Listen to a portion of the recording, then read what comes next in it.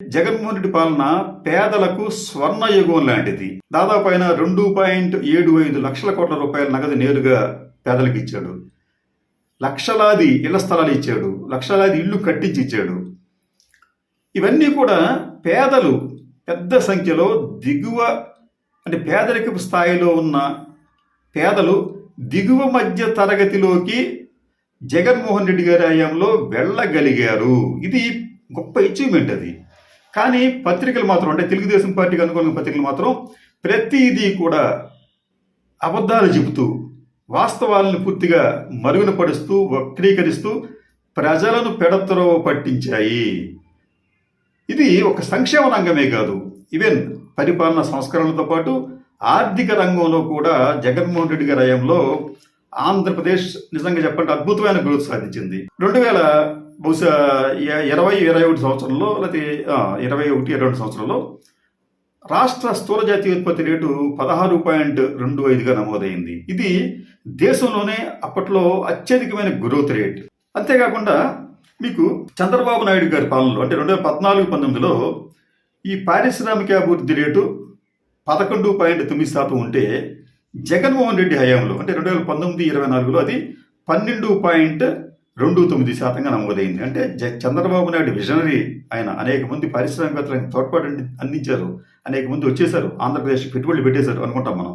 కానీ ఆయన హయాంలో కన్నా కూడా జగన్మోహన్ రెడ్డి హయాంలో పారిశ్రామిక వృద్ధి రేటు ఎక్కువగా ఉంది. ఇన్స్పైట్ అంటే కోవిడ్కి సంబంధించి ఒక 2 సంవత్సరాల పాటు పూర్తిగా దేశవ్యాప్తంగా ఆర్థిక వ్యవస్థలు అతలాకుతలమైనప్పటికీ కూడా జగన్మోహన్ రెడ్డి ప్రభుత్వ హయాంలో పారిశ్రామిక వృద్ధి రేటు సంతృప్తికరంగా ఉంది. చంద్రబాబు నాయుడు హయాంలో కన్నా ఎక్కువగా ఉంది. అలాగే తలసరి ఆదాయానికి వచ్చేటప్పటికి 2018-19లో చంద్రబాబు నాయుడు గారి హయాంలో ఆంధ్రప్రదేశ్ రాష్ట్ర ప్రజల తలసరి ఆదాయం 1,54,031 రూపాయలు.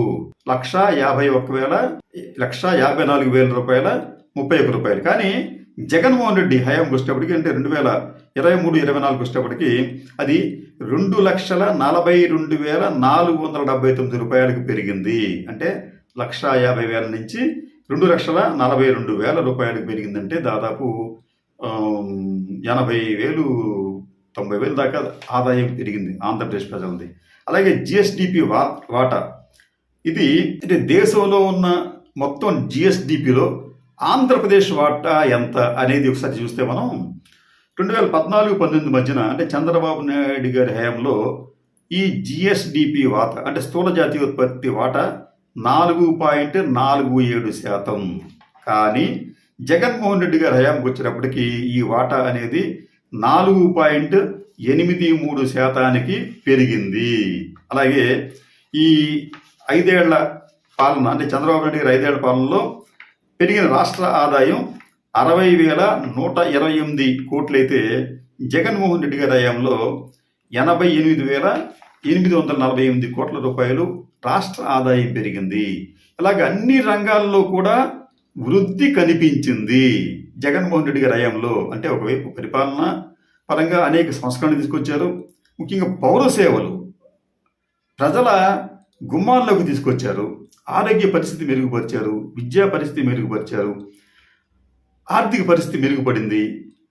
అయినప్పటికీ కూడా తెలుగుదేశం పార్టీ అలాగే జనసేనకు తోడైంది. వారికి అనుబంధంగా ఉన్న మీడియాలు, సోషల్ మీడియా పని కట్టుకొని చేసిన అబద్ధపు ప్రచారాలు ఈ కారణంగా అది జగన్మోహన్ రెడ్డికి ఒక దెబ్బ తగిలింది గట్టిగా ఎన్నికల్లో. రెండోది, ఈ తప్పుడు ప్రచారంతో పాటు ఆచరణ సాధ్యం కాని హామీలను ఈ కూటమి ఇవ్వటం. ఈ కూటమి ఇచ్చిన హామీలు ఆచరణ సాధ్యం కాదని చెప్పే భావంతో కూటమిలో భాగమైన భారతీయ జనతా పార్టీ ఆ వాగ్దానాలకు దూరంగా ఉంది. దాన్ని కూడా మనం మర్చిపోకూడదు. అయితే బీజేపీ అనుకున్నదే నిజమైంది. ఏమిటంటే ఈ వాగ్దానాలు అమలు చేయడం సాధ్యం కాదని చెప్పి అది ఆ బీజేపీ అనుకుంది. ఈ 6 నెలల్లో చంద్రబాబు నాయుడు గారు అలాగే పవన్ కళ్యాణ్ ఈ హామీలకు సంబంధించి దారుణంగా విఫలమయ్యారు. ఎప్పుడు ఇస్తారో కూడా తెలియదు, కనీసం హామీ లేదు.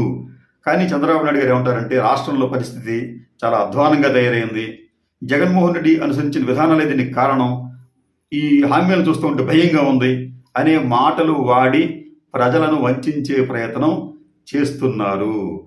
కానీ జగన్మోహన్ రెడ్డి మాత్రం ఇటువంటి హామీలు నేను ఇవ్వను అని చెప్పి ఎన్నికల సమయంలో చాలా స్పష్టంగా చెప్పారు. అంటే ఆచరణ సాధ్యం కాని హామీలను నేను ఎట్టి పరిస్థితుల్లో ఇవ్వను అని ఎన్నికల్లోకి వెళ్ళాడు ఆయన. అంటే జగన్మోహన్ రెడ్డి సమర్థవంతమైన పాలన ఇచ్చినప్పటికీ, నిజాయితీగా ఉన్నప్పటికీ దానికి భారీ మూల్యం చెల్లించవలసి వచ్చింది. అదే సమయంలో అసమర్థ విధానాలు, వాగ్దాన భంగంకి పాల్పడే వాళ్ళు, నిజాయితీ లేని వాళ్ళు చెప్పిన మాటల్ని ప్రజలు విన్నారు, ఓట్లు వేశారు. ఫలితంగా ఈ రోజున ఆంధ్రప్రదేశ్ ప్రజలు భారీ మూల్యాన్ని చెల్లించుకుంటున్నారు.